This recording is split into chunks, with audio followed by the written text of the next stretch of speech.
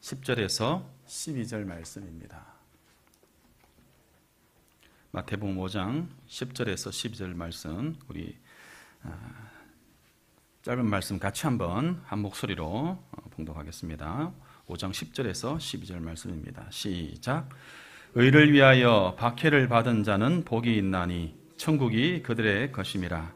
나로 말미암아 너희를 욕하고 박해하고 거짓으로 너희를 거슬러 모든 악한 말을 할 때에는 너희에게 복이 있나니 기뻐하고 즐거워하라. 하늘에서 너희의 상이 큼이라. 너희 전에 있던 선지자들도 이같이 박해하였느니라. 아멘. 이 시간 사전도에 특송하겠습니다.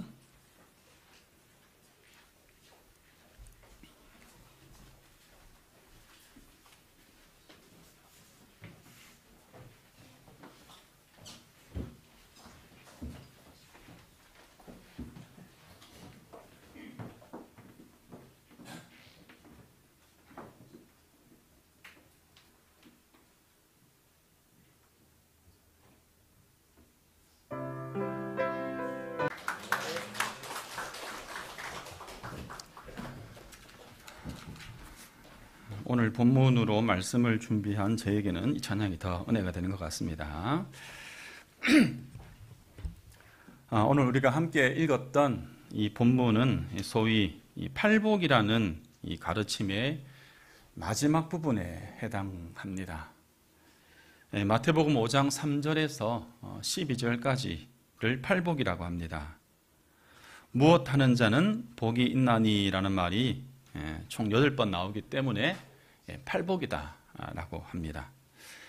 헬라 문장에는 맨 뒤에 나오는, 화면은 좀 일찍 나왔는데요, 헬라 문장은 맨 뒤에 나오는 이 복이 있나니라는 말이 가장 먼저 나옵니다. 그래서 직역하면 이 복이 있다, 복되다, 의를 위하여 박해하는 자, 이런 식으로 직역할 수 있습니다. 이것은 구약 성경의 형식을 가져온 것인데 대표적인 것이 시편 1편이죠. 복 있는 사람은 이렇게 시작하는 시편 1편이 이러한 형식의 대표적인 예다라고 할 수 있겠습니다. 그러나 여러분 이제 화면에서 보시는 것처럼 실제 여러분 복되다, 복이 있다 라는 말이 여러분 몇 번 나옵니까? 번호를 제가 친절하게 붙여놨죠. 색깔로 표시해놨는데 몇 번 나옵니까 여러분? 9번 나옵니다. 그죠? 세어보면 정확하게 9번 나옵니다. 헬라어로 봐도 정확하게 이렇게 나오죠. 그럼 여러분 팔복이 아니라 뭐라고 해야 됩니까? 구복이다, 이렇게 해야 됩니다. 그죠? 그래서 왜 팔복이 아닌 구복이 아닌 팔복이라고 했을까? 이런 의문이 들 수 있습니다. 이유는 간단합니다. 이 10절과 11절은 같은 내용이기 때문입니다. 이 10절에 박해라는 단어가 11절에도 공이 나옵니다. 그래서 11절은 10절에서 말하고 있는 이 박해의 구체적인 내용이다 라고 해석할 수 있겠습니다. 의를 위하여 박해받는 사람은 예수로 말미암아 욕을 듣고 박해당하고 악한 말을 듣는 사람을 가리키는 것이다, 그렇게 이해할 수 있는 것이죠. 이러한 너희들은 복되다, 이렇게 말씀하고 있습니다. 그러나 여러분 이 말씀은 이성적으로는 사실 이해하기가 어렵습니다. 그렇기 때문에 그런가 보다라고 하고 그냥 읽고 쉽게 넘어가 버리는 그러한 이유인 것이죠. 누군가가 현실적인 약속을 하면 그 약속이 이루어질 것이라는 기대감이 있습니다. 그죠? 그런데 갑자기 내 아들이 100억을 약속하면 제가 그 약속을 진지하게 받아들일까요? 받아들이지 않습니다. 현실적으로 매우 어렵다, 이렇게 생각하기 때문이겠죠. 이러한 심리가 이러한 말씀을 읽는 우리에게 작용하는 것이죠. 그러나 여러분, 이 고난이라는 단어는 신약에만 총 67회 등장을 합니다. 이렇게 특정 명사가 자주 이렇게 나오는 경우가 별로 없죠. 여러분, 우리가 믿음, 소망, 사랑 중에 제일은 뭐라고 합니까? 사랑이다라고 하죠. 사랑이 제일 많이 나옵니다. 350회 정도 나옵니다. 그 다음이 믿음, 소망, 믿음이라는 단어가 한 260번 나오고요. 그리고 그 다음 나오는 것이 이 소망이 그 다음으로 자주 나옵니다. 그런데 여러분, 이 소망이라는 단어보다 더 많이 사용되는 단어가 고난이라는 단어입니다. 그만큼 중요한 단어이고, 이 비슷한 맥락에서 비슷한 의미를 가지고 있는 박해, 시련, 이러한 단어까지 포함하면 그 숫자가 100회를 넘어갑니다. 박해를 받는다, 박해가 일어난다, 시련을 견디라, 시련도 받게 된다 등과 같이 이러한 말들이 성경에 아주 빈번하게 등장합니다. 그런 것으로 봐서 이러한 표현은, 이 고난이란 이 단어는, 고난받게 된다, 박해받는다라는 이 단어는 우리의 신앙의 표지로서 매우 중요한 것이다 라고 이해할 수 있는 것이죠. 그러나 여러분, 고난을 당한다, 박해를 받는다, 시련을 겪는다라는 말을 우리가 자주 읽지만 그렇게 깊게 생각하지 않는 것 아닌가라는 생각을 해보게 되고, 또 이러한 경향이 오늘 본문을 읽는 이 팔복을 읽을 때, 그리고 그것을 묵상할 때에 마찬가지로 적용되고 있는 것이 아닌가라는 것이죠. 그 이유는 고난에 대한 불편함이 우리 가운데 있기 때문일 것입니다. 팔복에서 복되다고 하는 사람들의 면면을 우리가 가만히 들여다보면 하나같이 행복한 것과는 별 상관이 없는 사람들의 모습이다라고 할 수 있습니다. 팔복을 읽는 독자들은 이미 이 내용을 잘 알고 있습니다. 주님이 복되다라고 말씀하시는 사람들이 어떤 사람인지, 누군지, 그 사람들이 실제 행복과는 그래 거리가 먼 사람들이라는 것을 사실은 이미 잘 알고 있는 것이죠. 온유한 삶 좋습니다. 그러나 정작 그렇게 사는 것이 좋으냐? 인간적으로 꼭 그렇게 좋지는 않죠. 유쾌하지 않습니다. 긍휼히 여기는 것이 좋고 마음이 청결한 것 역시 그렇게 살면 좋습니다. 그렇게 알고 있습니다. 하지만 그렇게 살아간다는 것이 그렇게 쉽지 않다, 매우 어렵다라는 선입견들이 우리 가운데 있고, 이것을 가지고 우리는 이 본문을 대하게 됩니다. 그래서 팔복에서 복되다, 복이 있다, 행복한 삶의 비결이다라고 이 복에 대하여서 나열을 해도 그 말씀이 그렇게 실감 있게 우리에게 다가오지 않는 것이죠. 실제 여러분, 이 팔복의 말씀을 가지고 신년의 축복문으로 이용하는 사람들은 그래 많지 않을 것입니다.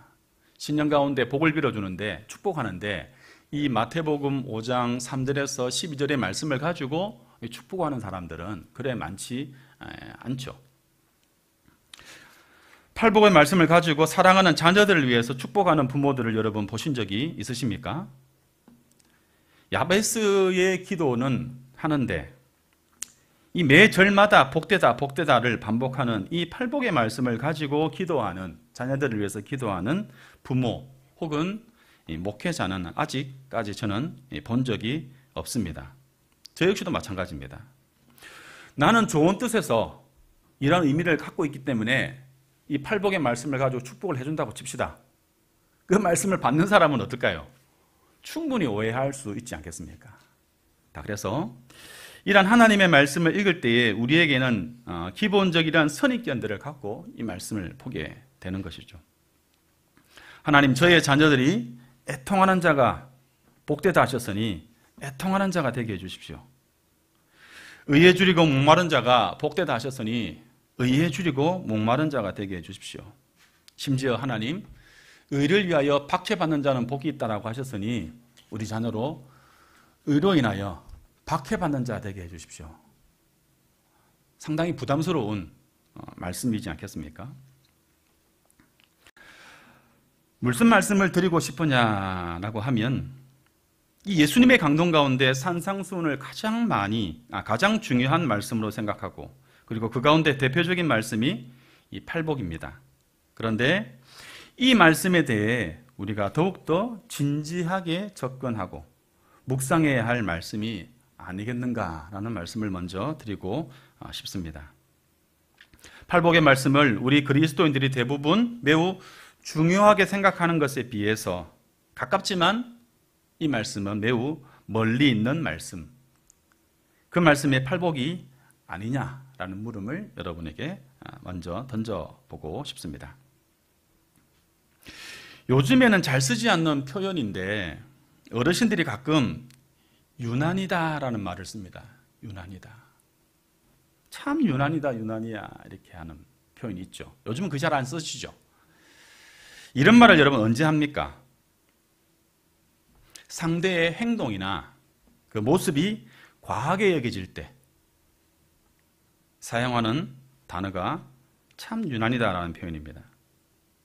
말하는 사람의 입장에서 굳이 그렇게까지 해야 하나라는 생각이 들 때 사용하는 표현입니다. 다시 말해서 굳이 그렇게까지 하지 않아도 될 것 같은데 조금은 지나칠 정도로 느껴질 때에 참 유난이다 라고 직접 대놓고 말하기도 하고 속으로 말하기도 하죠. 불신 가정에서 제사를 드리는 날에 예수를 믿지 않는 가족들이 예수를 믿는 누군가에게 이런 말을 합니다. 그냥 절 한 번 하면 되는 것을 가지고 뭘 그렇게 유난이냐. 참 유난이다, 유난이야. 지금은 사실은 이런 모습들이 많이 사라졌지만 그러한 말들을 듣는 거죠. 혹은 이런 경우도 있지 않습니까? 신앙생활 너 혼자 하냐? 꼭 그렇게까지 유난스럽게 해야 하냐라는 말을 들을 때가 있습니다. 신앙생활을 혹은 목회를 꼭 그렇게까지 해야 하나? 참 유난이다, 유난이야 라는 이런 말을 듣게 되는 것이죠. 방금 제가 들었던 이 예들이 꼭 맞는, 그러니까 무조건 이렇게 하는 것이 신앙적이다 이렇게 말을 하는 건 아닙니다. 우리가 들어왔던 예 가운데서 여러분에게 말씀을 드린 겁니다. 자, 그런데 여러분, 예수님은 오늘 본문인 팔복 내용처럼 유난스럽다 할 만큼 우리에게 신앙의 삶을, 신앙의 행동을 요구를 하십니다. 적당히 하라 하지 않고 유난스럽게도 매우 부담스럽게 그러한 삶을 우리에게 요구합니다. 어떤 것이 있습니까? 내 뺨을 치거든 어떻게 하라고 합니까? 다른 뺨을 돌려대라. 속옷을 달라 하면 겉옷까지 내어주라. 오리를 가자 하면 심리까지 가주라. 모두 산상수훈의 말씀입니다. 이렇게 말씀하시는 예수님의 말씀 앞에 우리는 이렇게 되묻게 되는 것이죠. 주님, 꼭 그렇게까지 해야 합니까? 뺨을 치면 그냥 꾹 참고 속옷을 달라 하면 벗어주고 오리를 가자 하면 꾹 참고 오리까지만 가면 되지 않을까요? 꼭 그렇게까지 해야 합니까? 주님도 참. 오늘의 본문의 표현으로 하면 꼭 박해받는 삶을 살아야 합니까? 꼭 박해를 받기까지 우리가 해야 합니까? 그러면서 동시에 그리스도인에게 박해는 필수입니까? 라는 질문을 던져보게 되는 것이죠. 여러분은 어떻게 생각하십니까?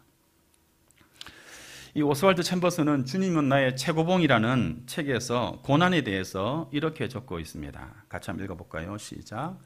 스스로 고난을 선택한다는 것은 뭔가 잘못된 것이다. 그러나 설령 그것이 고난을 뜻한다 하더라도 하나님의 뜻을 선택하는 것은 전혀 다른 일이다.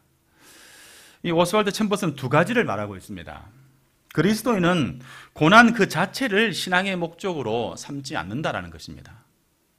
그러나 누군가가 주님의 길을 따르기 위해서 하나님의 정의를 이루기 위해서 겪는 고난은 앞에서 말한 고난과는 다른 그리스도인의 삶에서 반드시 나타나야 할 고난, 모습이다라고 말씀하고 있는 것입니다.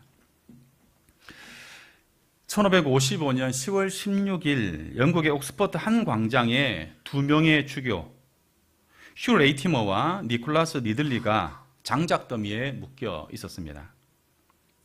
이 두 사람은 한때 종교개혁을 이끌었던 주역이었습니다. 그러나 영국의 메리 1세가 여왕에 즉위하고 영국 교회는 다시 가톨릭 신앙으로 돌아오라라고 강요를 받게 됩니다. 그것을 거부한 두 사람은 결국 교리의 문제로 이단의 재판을 받게 되고 사형에 처해지게 됩니다.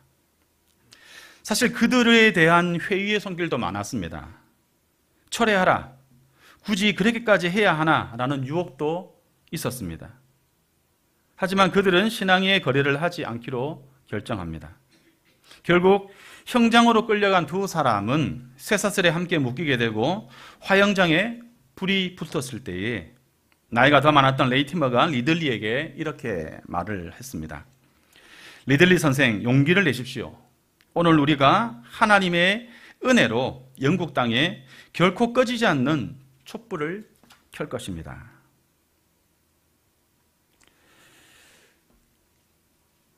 레이티머가 이렇게 이야기했지만 이 형장의 현실은 아주 잔혹했습니다.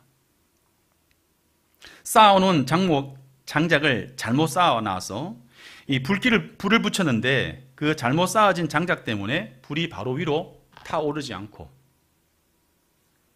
옆으로 번지게 되고 그것으로 인해서 리들리는 하체부터 천천히 태워짐을 당하게 됩니다.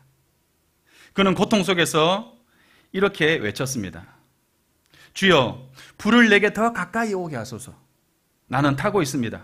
주여, 긍휼을 베푸소서. 내가 주께 나아갑니다. 이렇게 외쳤습니다.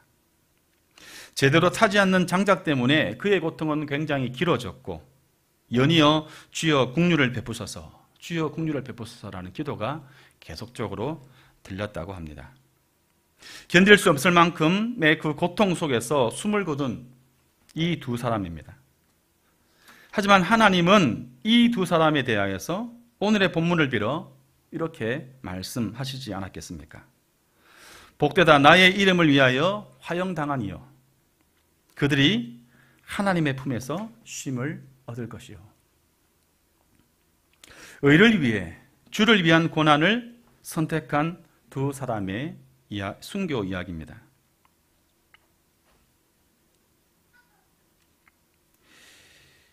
이 이야기를 어느 그리스도인도 비극으로 듣지 않을 것입니다. 그러나 나는 예외이기를 바라는 이 연약함들이 우리 가운데 있는 것이죠. 오늘의 본문은 우리에게 이렇게 말합니다. 박해받는 사람은 복되다. 박해받는 사람은 행복하다. 사실 이 박해와 복, 박해와 행복 이 두 단어는 서로 어울리지 않습니다. 그렇지만 성경에는 이런 표현들이 자주 등장합니다. 야고보서 1장 2절입니다. 내 형제들아 너희가 여러 가지 시험을 당하거든 온전히 기쁘게 여기라. 베드로전서 1장 6절입니다. 그러므로 너희가 이제 여러 가지 시험으로 말미암아 잠깐 근심하게 되지 않을 수 없으나 오히려 크게 기뻐하는도다. 로마서 5장 3절 4절입니다. 다만 이뿐 아니라 우리가 환난 중에도 즐거워하나니 이는 환난은 인내를, 인내는 연단을, 연단은 소망을 이루는 줄 아미로다. 시험, 시련, 환난 이것을 당하는데 기뻐하고 즐거워하라라고 합니다. 우리 인간의 본성상 이 말씀들이 사실 가슴에 와닿기 힘들기 때문에 우리는 그냥 머리로 이해하고 넘어가 버리게 되는 말씀들이지 않습니까? 10절에는 의를 위하여라고 했고 오늘 보면 11절에는 나로 말미암아라고 되어 있습니다. 의를 위하여 혹은 주 예수 때문에 당하는 고난이다라고 정확하게 밝히고 있습니다. 그런데 여러분 보시는 것처럼 유독 이 박해라는 주제에 대해서 이 팔복은 반복하고 있습니다. 왜 반복할까요? 그리고 왜 이 주제가 맨 뒤에 나올까요? 예상하시는 것처럼 그만큼 받아들이기 어렵고 소화하기 힘든 약속이고 그만큼 중요한 내용이기 때문에 반복하여 맨 뒤편에 위치해 있다라고 해석할 수 있겠습니다. 히브리서 11장 6절입니다. 믿음 없이는 하나님을 기쁘시게 못하나니 하나님께 나아가는 자는 반드시 그가 계신 것과 또한 그가 자기를 찾는 자들에게 상 주시는 이심을 믿어야 할지니라. 여기 보면 믿음이 없이는 하나님을 기쁘시게 할 수 없다라고 했습니다. 그리고 또 한 가지 말씀합니다. 그가 반드시 계신 것과 그가 자기를 찾는 자들에게 상 주시는 이심을 믿어야 할 것이다. 이렇게 말씀합니다. 그 뒤에 나오는 그가 반드시 계신 것과 그가 자기를 찾는 자들에게 상 주시는 이심을 믿어야 한다라는 이 말은 같은 말씀입니다. 자기를 찾는 자들, 하나님의 의를 위하여 박해를 마다하지 않는 자들에게 상 주시는 하나님이 계시다라는 것을 믿어야 한다라는 것이죠. 이 믿음이 우리로 하여금 고난을 대하는 우리에게 기뻐할 수 있게 하는 것이죠. 이 믿음이 있어야 하나님이 상 주시는 분이심을 우리가 믿어야 아벨과 아브라함과 모세처럼 고난을 선택할 수 있다라고 히브리서에서 말씀하는 것이죠. 결코 이 고난을 선택하는 것, 이것은 절로 되지 않고 우리의 의지로 되는 것이 아니다라는 말씀을 합니다. 보상하시는 하나님이 계시다는 믿음, 그 믿음이 우리에게 있어야 한다라고 말씀하는 것이죠. 히브리서 11장 24절에서 26절을 같이 한번 읽어보도록 하겠습니다. 시작. 믿음으로 모세는 장성하여 바로의 공주의 아들이라 칭함받기를 거절하고 도리어 하나님의 백성과 함께 고난받기를 잠시 죄악의 낙을 누리는 것보다 더 좋아하고 그리스도를 위하여 받는 수모를 애굽의 모든 보화보다 더 큰 재물로 여겼으니 이는 상 주심을 바라봄이라. 아멘. 모세는 상 주시는 하나님을 믿는 그 믿음으로 말미암아 고난과 수모를 견뎠다라고 했습니다. 예수님은 12절에서 아주 구체적이고 적극적인 말씀을 하십니다. 기뻐하고 즐거워하라. 하늘에서 너희의 상이 큼이라. 우리가 아침에 묵상하고 있는 야고보서의 말씀 가운데 1장 2절에서 이렇게 말씀합니다. 앞에서 읽었던 말씀인데요. 제가 읽겠습니다. 내 형제들아 너희가 여러 가지 시험을 당하거든 온전히 기쁘게 여기라. 3절에서는 이 시험 대신에 시련이라는 표현을 쓰고 있습니다. 내 형제들아 너희가 여러 가지 시련을 당하거든 온전히 기쁘게 여기라. 이렇게 읽을 수 있는 것이죠. 믿음의 사람들은 여러 가지 시련을 겪게 되는데 야고보 기자는 이 시련에 대해서 견디십시오. 잘 이겨가시기를 바랍니다. 라고 말하지 않습니다. 뭐라고 말씀합니까? 우리에게 기쁘게 여기십시오. 라고 말씀합니다.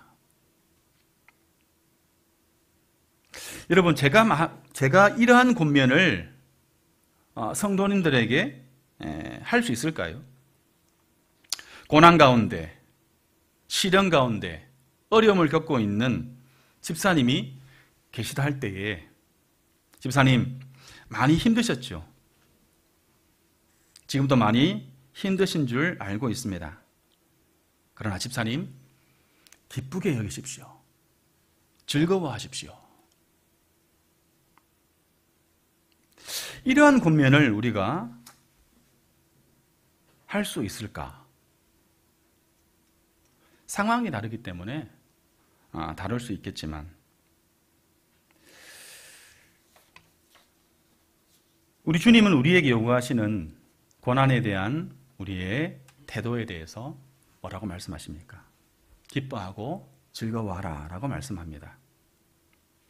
주님은 물론이고 야고보 사도는 박해받는 하나님의 사람들에게 의를 위해 박해받고 있습니까? 기뻐하십시오. 즐거워하십시오. 온전히 기쁘게 여기십시오 라고 말씀합니다. 그 이유가 무엇입니까? 상 주실 하나님이 계시기 때문입니다. 여러분 믿으십니까? 천국이 있고 하늘에서 큰 상이 있음을 믿기 때문입니다. 이것을 보지 못하니까 어떻게 됩니까? 현실에서 무엇인가가 보상이 되어야 우리의 믿음을 그나마 지켜갈 수 있는 것이고, 우리로 하여금 하나님의 나라의 어떠한 일들의 동력을 그것에서 찾으려고 하는 것이죠. 우리 마음 가운데 천국에 대한 소망, 하늘에서의 큰 상에 대한 소망이 채워지지 않을 때에 어쩔 수 없이 우리는 세상의 것으로 우리의 마음이 채워질 수밖에 없는 것이죠. 베드로는 그의 서신서에서 고난과 영광에 대하여 수없이 말씀합니다. 베드로전서 4장 13절 14절에 보면 이렇게 말씀합니다. 오히려 너희가 그리스도의 고난에 참여하는 것으로 즐거워하라. 이는 그의 영광을 나타내실 때에 너희로 즐거워하고 기뻐하게 하려 함이라. 같이 읽겠습니다. 너희가 그리스도의 이름으로 치욕을 당하면 복 있는 자로다. 영광의 영 곧 하나님의 영이 너 위에 계심이라. 황금의 입으로 불렸던 요한 크리소스톰은 고난에 대해서 이렇게 적고 있습니다. 고난은 상급의 어머니이며 박해는 영광의 씨앗이다. 노예 폐지 운동에 매우 적극적이었던 헨리 워드 비처 목사의 말입니다. 하늘의 보화는 땅의 시련이라는 통화로만 살 수 있다.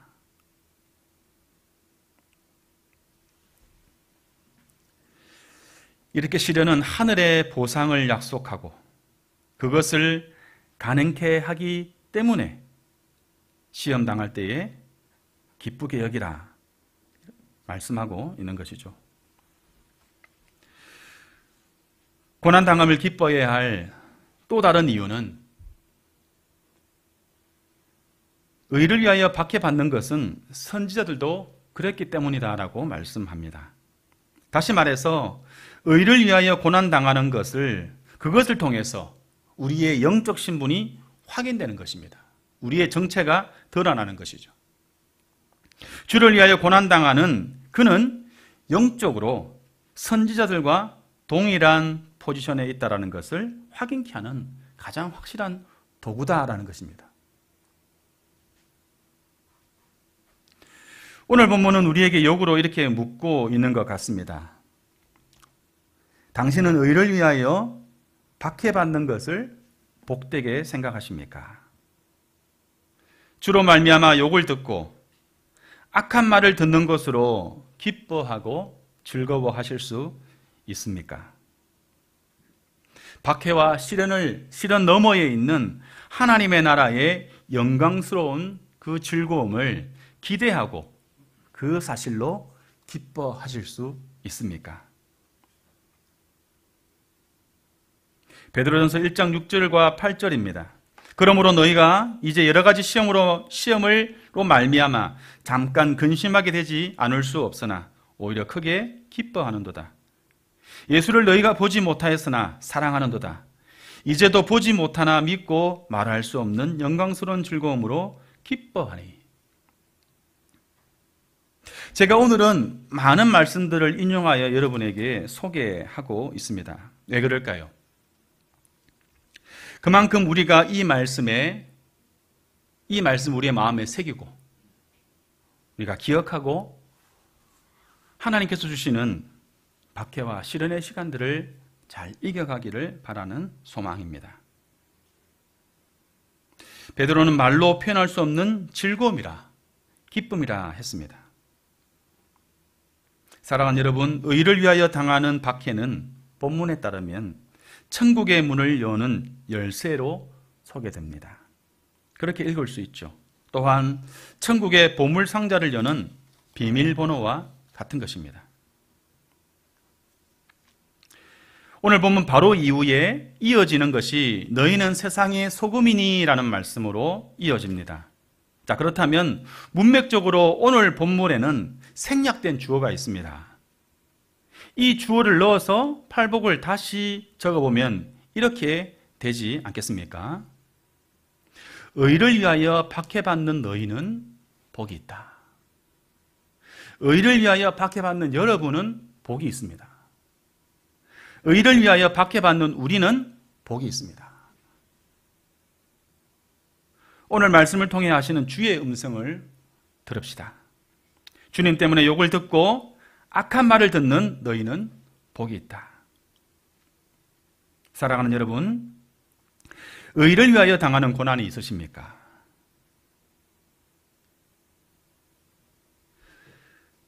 그렇다면 그대는 그것으로 인하여 기뻐하십시오. 우리가 잘 알다시피 억지로 가는 걸음만큼 힘든 걸음은 없습니다. 그러나 기쁨과 기대로 가는 걸음보다 즐거운 걸음은 없습니다.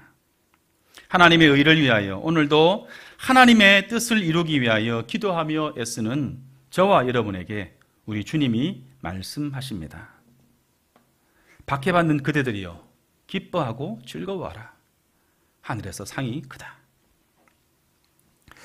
하나님께서 약속하신 말씀을 믿음으로 의를 위해 당하는 고난과 시련을 우리의 행복으로 하나님의 나라를 여는 열쇠를 바라볼 수 있는 그 믿음의 눈으로 이 땅 가운데 행복한 그리스도인으로 하나님 앞에서 하루하루 살아가시는 저와 여러분 되시기를 우리 주님의 이름으로 간절히 축복합니다. 이 시간 한금 말씀을 기억하면서 함께 우리가 기도할 때에 우리를 그리스도의 고난에 참여하는 자들로 불러주신 우리 주님의 부르심을 기억하고 그 가운데 우리를 위로하시고